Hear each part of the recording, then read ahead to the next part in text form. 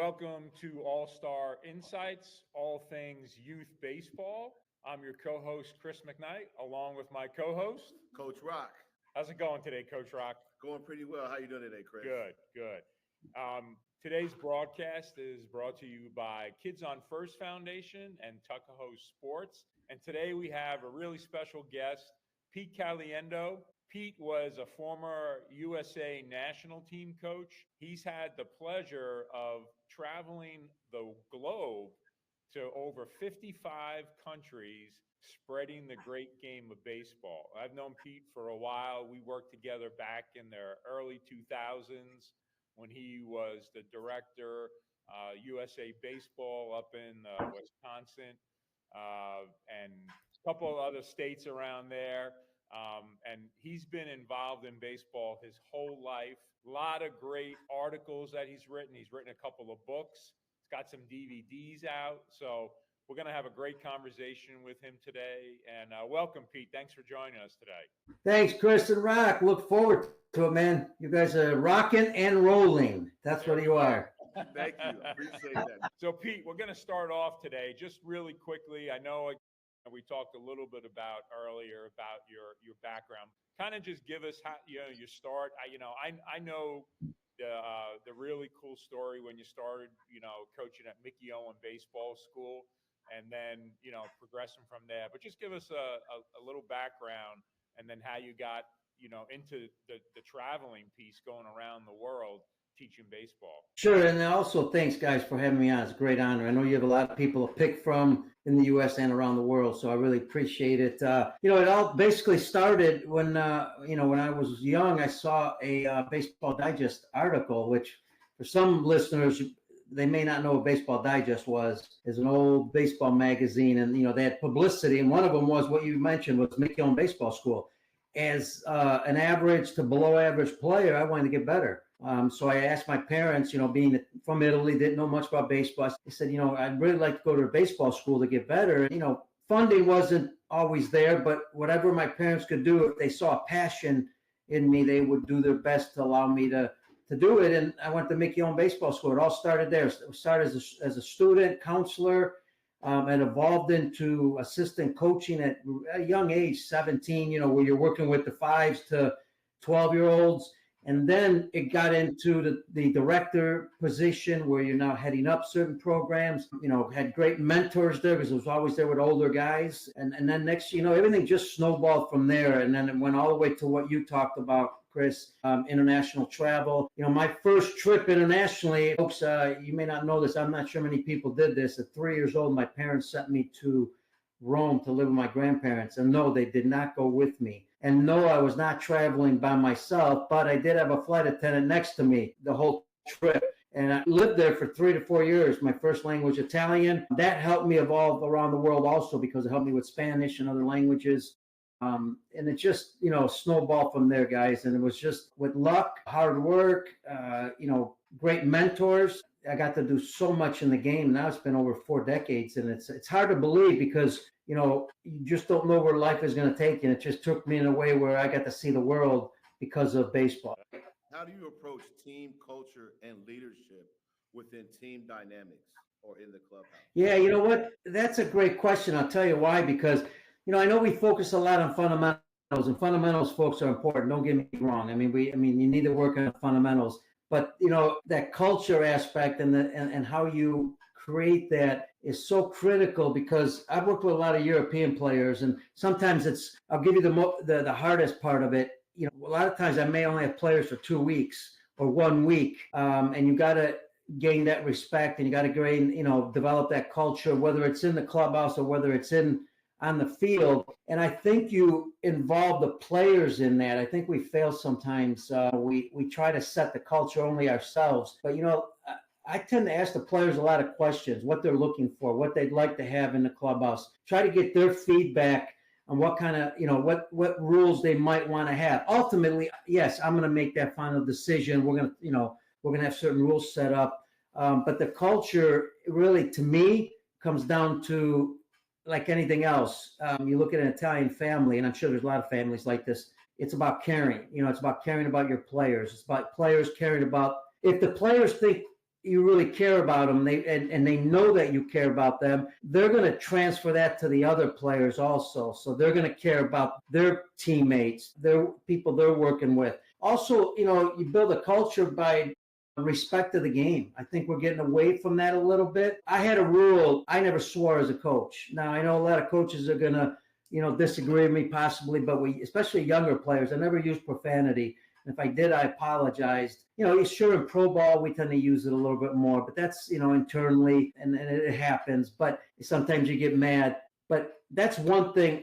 I also asked, when a coach was talking, I wanted the sunglasses off. I always see a lot of people wearing their sunglasses. I want to be able to see your eyes. I think it's a sign of respect. I think the more we teach respect, the more we teach working with, individuals, working together, the more we teach good manners, how to take care of your equipment, not to throw it around, how to respect the umpires, how to respect the other teammates. I'm not saying you can't try to win and be tough and play the game hard and all that, but respect the game to me and respect individuals is important.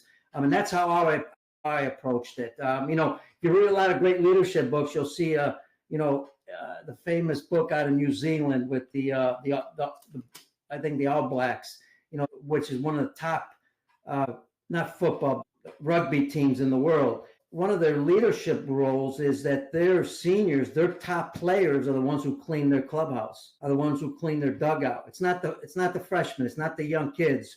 Hey, you go do it because you're a freshman. No, it's leadership. It's the leaders that show what you do, and that's another thing I never believed in. Whether we were at a dugout of an opposing team or a clubhouse, we left that place spotless. If it showed up, it was dirty, we still cleaned it. So we led by example, we led by leadership. Those are some of the things I think we used, and we never made excuses. It's not the umpire's fault. There's always a second chance. The umpire's there to do their job. The players are there to do their job. You make mistakes. He makes mistakes. I make mistakes. You don't blame other people, for your faults. And there's always a second chance. And I think that's the way we approach things. Yeah, no, that's good. And, just touching on that, Peter, I know, is respect after a game, they'd be in the stadium, helping clean the stadium after a game or cleaning the dugouts. Can you touch a little bit upon their practice routines and how it differs from the United States? Sure. And, and for your folks listening, it's coming from some experience too, because I've been there over 20 times and, I not only competed against them, but also trained with them. So I've been around Japanese baseball quite a bit. And I talk about it a lot because of what you just said. Respect for the game, the training methods, how they deal with the game. They have a great passion for the game. They love the game. And then we talk about respect. There's nobody better that respects the game of baseball more than the Japanese. Now, there may be other countries that have the same respect, but there's nobody better. And the thing about the Japanese, it's almost like a religion to them. And they set their culture. They're lucky from one aspect compared to us or anybody else, and that is at home, at the field, games, everything doesn't matter wherever you're at. In business, that starts at when you're born. That discipline starts early. It doesn't start when you're 14 or you're trying to develop it when you're 18. And your coaches are trying to instill it in you. And if you saw the Ichiro documentary, he treats his bat like it's royalty, right? It's in a case. He doesn't drop the bat on the ground. He puts it on the helmet and on an angle. They treat everything with respect when it comes to the game. And when it comes to their training, it's interesting because I brought teams there. My players look at, we've gone to a high school training session, 60 players on the field, taking infield, outfield, one coach hitting fungos, and it looks like a machine. I mean, it just, balls hit everywhere, just one coach hitting it. Balls aren't dropped. They're catching balls all the time. In about 20 minutes, you only see one or two balls dropped. And our players are looking at this and saying, well, how can that be? Well, it's not rocket science. And you guys know this more than anything. It depends on how much time you have to train. You want to put the time in, you can play catch just as good as they can. They don't have any special skills. They have the discipline. They have the culture aspect that Rock was talking about because they developed their culture extremely young. and respecting the game and training hard, they also have respect for their coaches. They will not question a coach. That's the only difference in the U.S. I mean, obviously, we want players to ask questions, right? I mean, we don't want them to, have a major debate over it, but we want them to ask questions. We want them to be able to feel comfortable with the answer and why we're doing certain things. So we all understand that part. But in Japan, even me, when I went to speak at a coaching clinic in Japan, I'd say, any questions? Well, there are not any questions. Why? Because whoever's up there's the master, no matter what anybody says, and the master's right, and we follow everything the master does. So that's their type of culture. Well, same thing in training, right? I mean, so if we play catch for 20 minutes, they play catch for 40. If we take 100 ground balls, they take 200. Just to give an example, high school training, a lot of times, I've been to some high schools, they do sit-ups, prior to their workouts or even after their workouts. They'll do 400 of them. They don't do 398. They don't do 288. They don't cheat. They do 400, right? Their flexibility, their strength, second to none. We look at them and say, well, they're not very big. Yeah, but their thighs are twice the size as ours, and their lower body strong, and they're up. And a friend of mine in Canada did a physical evaluation of Japanese high school players, and they rated way above ours in the U.S. when it came to the physical strength, flexibility. I think that's another area that they're real strong in, is flexibility. They're real flexible. They also train, they're educated. They do their homework. They check out the research. They check out developments in other parts of the world. But they stick to a philosophy, and that is, we're going to do it over and over and over till we get it right. And they don't have the mentality as much as, and I'm not saying this is wrong because we all teach it, right? We tell our players, hey, before the ball's hit to you, know what to do with it, right? If it's hit to my left, hit to my right, man on first, where do I go with the play? Well, they don't have to do that as much. Why? Because they practice that already. And they practice it 100 times, 1,000 times. I remember one time, and I'll end it with this, Tom House, who spent a lot of times in Japan, as you know, one of the top, gurus in pitching, father of pitching. He told and I've done this too, because I wanted to do it myself. He said to a Japanese young player, about 14 years old, you need to do the towel drill about 1,000 times, right? And to be able to change your motion and your movements. Tom thought, 1,000 times in a week. This kid went home and did it 1,000 times that night, and came back pretty good. That's the difference in mentality, right? I mean, they want to get better. Not say our players don't, but we're a little spoiled in the Western Hemisphere. It's just the way it is right now. And I brought a Japanese team, American team to train in Japan. The first 20 minutes of warm-ups, they couldn't handle it. That's how good the Japanese up in their warm-ups are. And they're just way far behind us. And by the way, sorry, because I said I was going to finish. Japan, I want the folks to understand this, because they're saying, well, but the U.S. has got great players. We got great teams. Absolutely. We have great coaches. We have great players. We have great programs. It's not as standardized, let's say, but the Japanese compete with us worldwide. 18U World Championships. They lost the gold medal game 2-0 to the U.S. Football in the Olympics, they beat the U.S. 2-1. They beat the American baseball team in the Olympics in Tokyo 2-0. I believe the score was 2-1, exact same score. World Baseball Classic, they've won it. They beat the U.S. also. Now, what's the difference is they have 1.5 million players possibly. The more research we do, we got 26 million amateur players. So there's the comparison. They're doing something right. Now, to the extreme, they go overboard a little bit. So let's not, let's be fair with all this. And they know it. That's why they have a high suicide rate, not only in sports, but also in school and businesses, because they do take it to the extreme. Their pitch counts are way too high. I mean, I remember pitch counts used to be, you could throw almost 800 pitches a week. After they saw USA Baseball's pitch count system, I brought it to them, and we were visiting in Tokyo a few years later, and I asked them, how's the pitch count program going? They said, oh, great. Now we're down to 500 a week. I'm thinking, wow, I almost fell off my chair, but their bodies can handle it a little bit because of their training and their strength and their development. So that's your Japanese story right there, guys.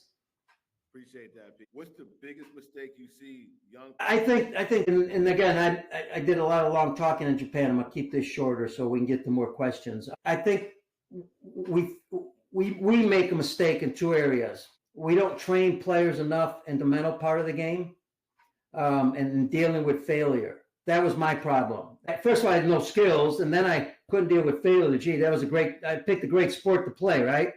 Where you have to be mentally strong, and you got to be able to deal with the failure aspect. I think we don't train for that. We talk about it, but we don't train for it in practice, right? I mean, if we're practicing games or we're practicing drills, when we fail at a drill, we got to know how to deal with that, whether it's breathing exercises, whatever issues, or areas that we're dealing with, and how to deal with the failure aspect. We need to train for that. And the other part I think we fail in, we forget how important the vision aspect is of training. And I say that because without vision, really good vision training, and I'm talking about having drills and, in practice for vision, getting play. And yes, you check your eyes with a doctor, but that's not enough. But doing it in practice and having actual drills to help you see things better. When you all know hitting, you can't hit if you can't see. I mean, I still don't get it. How do you time a pitch? How do you hit a certain location if you can't see it correctly from the release point, right? I mean, as early as possible. Well, how do you, as a catcher, how do you do the same thing? How do you get an 80-mile-an-hour fastball, move your glove to that spot if you can't see it early? As an infielder, how do you read the hops if you can't see it that well from the beginning? I mean, so the vision training and the ability to fail and deal with failure, and understand that you're going to have a lot of it. Those two are the areas I think, and there's more, I'm sure, but those are the two that I think that are not trained as much. Thank you for that. Yeah, definitely agree with you. I mean, and it's funny you mentioned the vision training. I've been doing that 28 years, and this year we started at the facility it has a tracking component to it. It's got swing or no swing component to it. And the kids, number one, the kids love doing it because it's like a game. It's on the board. Yeah, it's competitive. Yeah. It makes a huge difference in the ability to track and keep your head on the ball. And there's a lot of different training aids out there and, different training stuff, but we overemphasize because like you said, if you can't see the ball, it doesn't really matter what your mechanical piece looks like on your swing. It's not going to help. Absolutely. You got the best mechanics. And Chris, the other thing is we got to reach these kids, and hopefully our coaches are listening to this, that work with the coaches with young kids. You're the most important job in America or around the world. Most of them are volunteers, right? We need to reach these kids at that age doing this stuff, right? Dealing with the failure, because if they fail, and they don't like it, they're going to do what possibly I don't blame them. I'd leave. I go play soccer, go play some other sport that I can run around, have some fun, and not worry about failure as much. So we need to reach them at a very young age to keep them in the game long term in these aspects of it. And that comes down to the education of the coaches working with the young kids, because to me, that's the foundation of the sport, and that's how you grow it. Because by the time somebody at high school or college gets them, boy, try changing that if they weren't taught that at a young age. Yeah, no, 100%. So just building on that too, with the coaching, I know that's your big piece going to different countries. And what do you think the U.S. baseball is lacking in terms of having, a national coaching program? Is that something that you think would help with the coaching and also just with some, like you talked about before, some parameters about how to deal with some of the issues you just spoke about? Yeah, we saw this early on, 30 years ago, maybe a little longer. When I started with USA Baseball, it was Dick Case. He was the president. He was the only guy in the office. Him and one other guy, and then Paul Seiler, who's the president CEO now, has done a fantastic job. He was an intern at the time. And one of the things we saw early on was, and it wasn't really USA Baseball's fault, but USA Baseball came way after a lot of national organizations, right?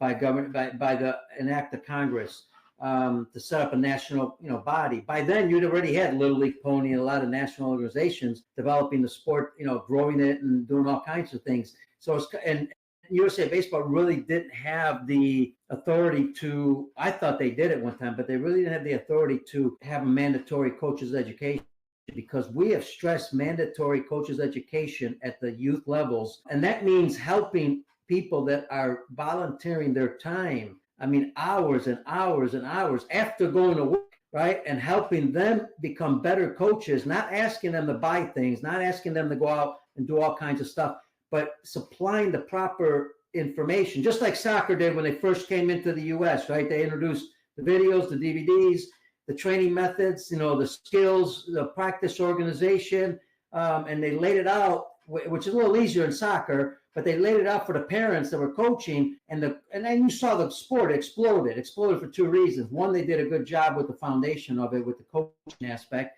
But two, the Americans didn't know much about soccer, so you're not going to have a problem with that. They're not going to debate you, no, it should be done this way. And three, it's an easier sport. I played it when I was in Italy as a young kid. Easier from the standpoint there's less failure, right? You run around having fun. So that happened with soccer. Baseball now, in the last 6-7 years, USA Baseball does have an educational program, but it's not mandatory. Obviously, it's available to the coaches, and that's great information. I think that's all good and dandy.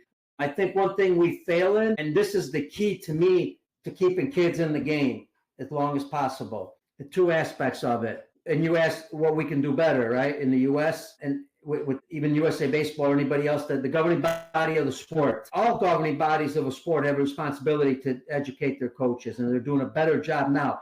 Not quite where it should be, but they're doing at least better than they were before. Two areas I think are critical. One is practice. I think coaches struggle with running practices. Now, I'm using the volunteers as an example. Why? Because the largest group in the world, coaches, if they were a coaches association like the ABCA is, with high school and college and youth, they would be the largest organization in the world, because there's more volunteer coaches in the world, including the U.S., than there is in professional, high school, college, and travel ball. If you put all those together, there's still more volunteers in baseball that are coaches. So they're the foundation of the sport. And one of the things they struggle with is obviously running a practice. You guys know how hard it is to run a practice. Try being one or two coaches. You went to work 8 hours. You got 2 batting tees, some baseball catcher's equipment, 12-year-olds, and now you got to run a fun practice, making sure that they develop themselves so they feel good about themselves. But at the same time, they're developing their skills. They're having fun, because I don't care if you're not having fun at practice at 10, 11, 12 years old, you ain't coming back. Okay. You're finding something else to do. And am I getting better as an individual? I know it's not an individual sport, but you know what? I got to get better, because if I don't get better, I'm not having fun at the game. You can say all you want about, have fun. You could yell fun to the end of the world. Fun is getting better as a player and seeing some success, right? When you see a little bit, if I'm striking out 4 times, but next time I'm hitting 2 ground balls, hey, that's fun. I just hit 2 ground balls and possibly had a double, because the shortstop, the ball went between his legs. So at least I'm having fun doing it. That's the key to me. That's first thing. That's the practice organization aspect. It's so difficult that I think we need to really stress how to have fun in those practices. The second one, we're getting away from big time. You're seeing it, instincts in the high school, college, and pro level, and that is we're not letting young kids play the game on their own a little bit. Michael Jordan said, the more you fail, the more you learn. He said he failed more times when he was younger. In fact, you guys know that he didn't even make his high school team at first. Right. And he said, so if we don't have young kids making decisions, an example, when I had my 10, 11, 12-year-olds, they could steal when they want. If they felt there was a bunt situation, I'd let them bunt. We talk about it, if there was a ball hit out in front, they made the decision whether to go next base. No, the third base coach not making that decision. I don't care if you're 10 years old. Let the kid make the decisions. We played in the streets, made our own decisions. That was fun.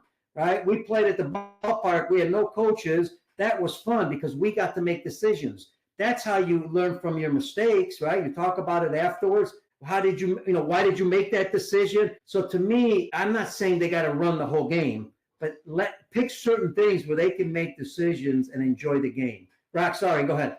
I know, Pete. Well, I wanted to piggyback on that point really quick. Sure. We're really big into sitting on that bucket and referencing. Right. And what we learned is that these players have a serious problem with location, right? And just they're not that skilled yet. They haven't had enough reps yet to pinpoint the baseball where it needs to be. So what I started doing as a coach was just letting them know zone 5. Just focus on zone 5. Yeah. Right? That's the middle of the plate, right? And so based on that, we kind of let our catchers call their own pitch. And we found that the kids were more relaxed, and they weren't themselves to the point where they had to get the pitch right. They had to get the location right. And so the pitch counts we found were far better in their favor than the batter's favor when we were in the field. What are your thoughts about that? Love it. Love it. I think it's fantastic. I think, again, that comes down to them making decisions. You call the zone, and they're going to try to hit that zone. At least you gave them a bigger target.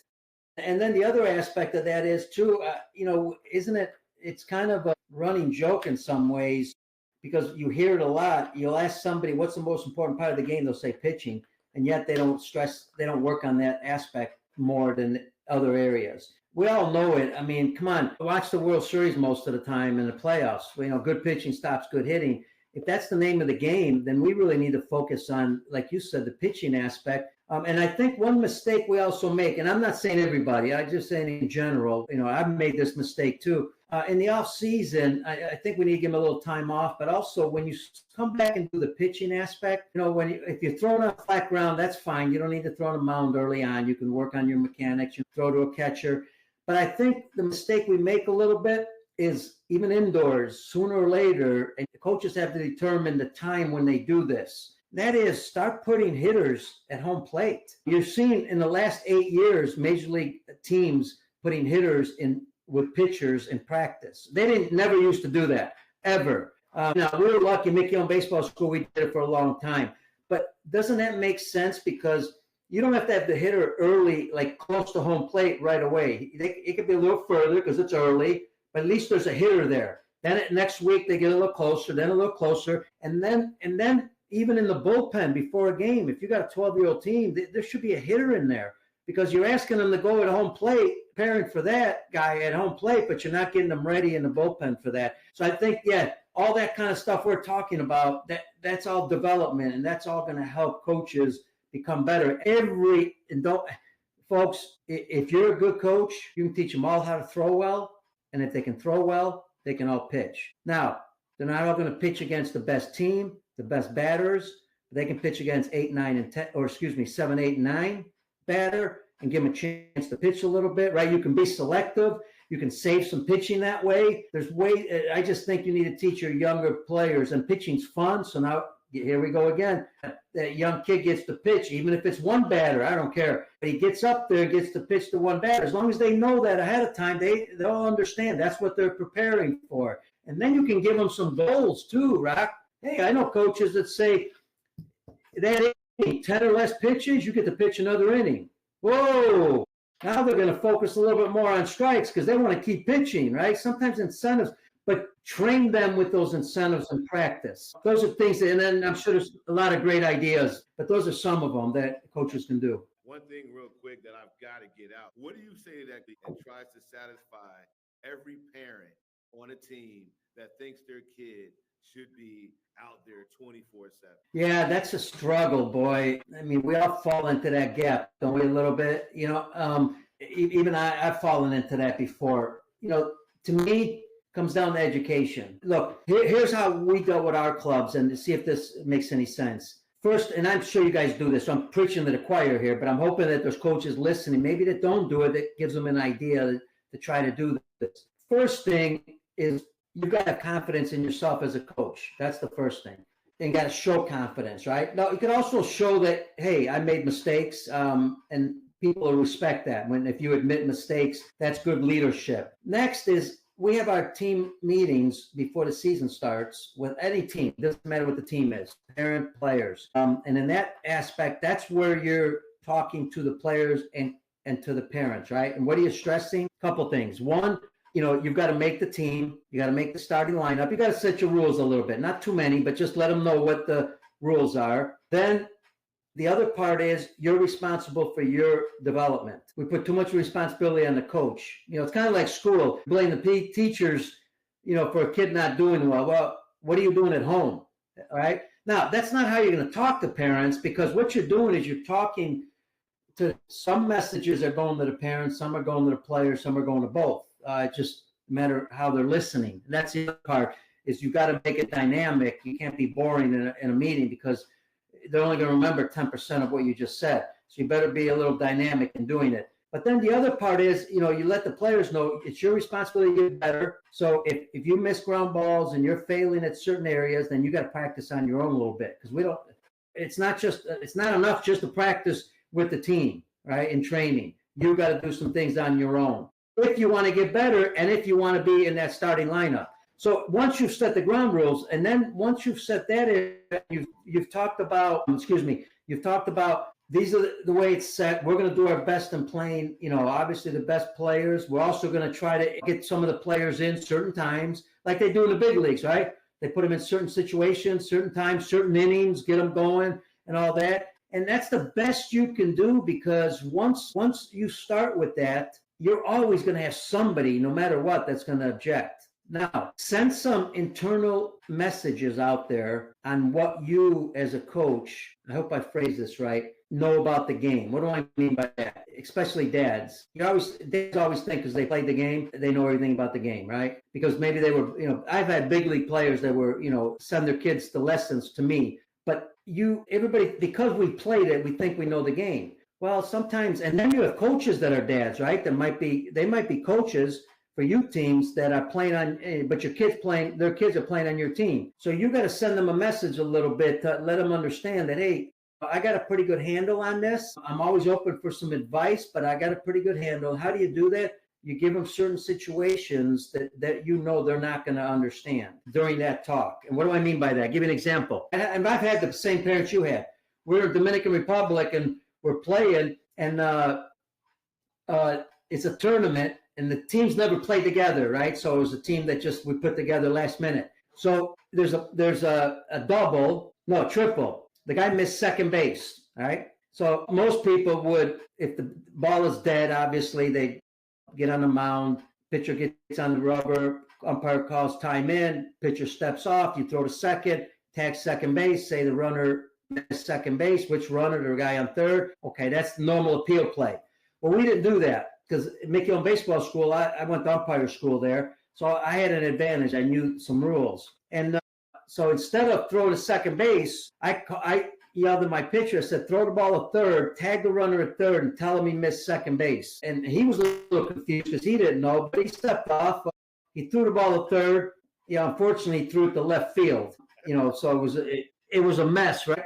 But you got to think what the parents are thinking in the stands, right? They're thinking this coach doesn't know what he's doing, this and that. Well, make a long story short, we had a team meeting.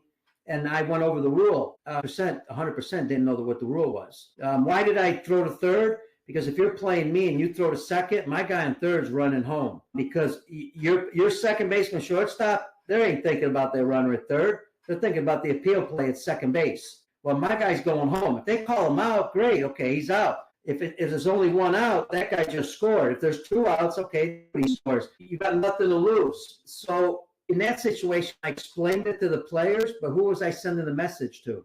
The parents. So I was trying to project a little bit that, hey, if you think you know it all, you really don't, because I don't either. So I think if you lay that groundwork as best you can, then you hope to eliminate some of those issues during the season, but you're always going to have them.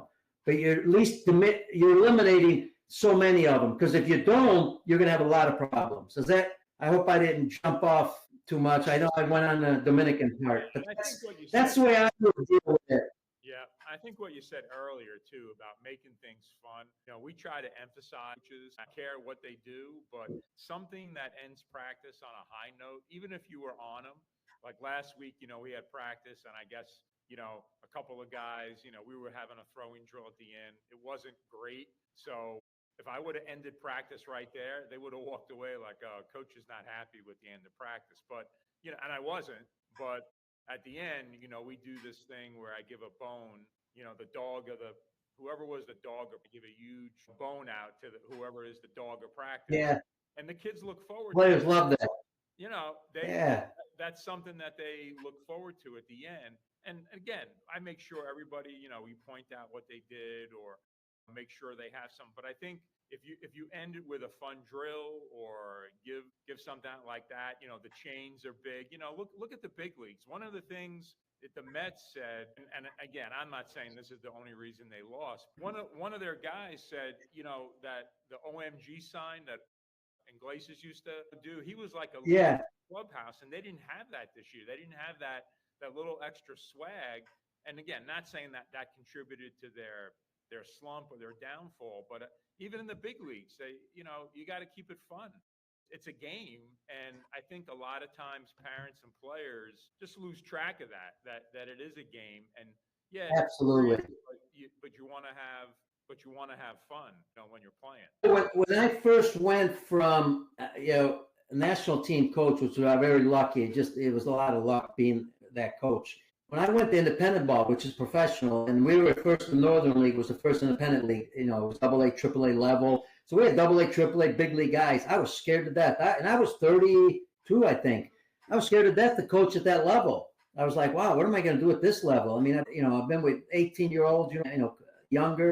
And then when I got there 2 weeks later, I felt like, wow, this is easy. You know why? They're just like big kids. They're no different. I don't care if you're big league players. I mean, they really are. They're big kids, and they like to have fun. I'll give you a quick example, as quick as possible. My buddy was the assistant coach. He was actually the speed skating coach for the Chicago Blackhawks. During the strike, get this.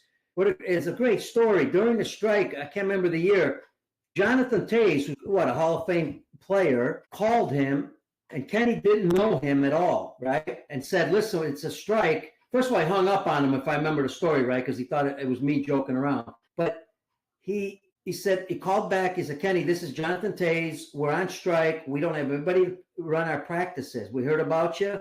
We want you to run the practice for us for 6 weeks. This guy never played hockey at the high school, college, or pro level, ever. Okay, trained himself, did everything himself. He's now one of the coaches with the Columbus Blue Jackets. He's now with Washington. Now get this. After I went to the practices, matter of fact, I videotaped them because I think you could learn from other people's practices in other sports. Jonathan Toews, after it was all done, said, Kenny, this was the funnest practices that we ever had and the most productive.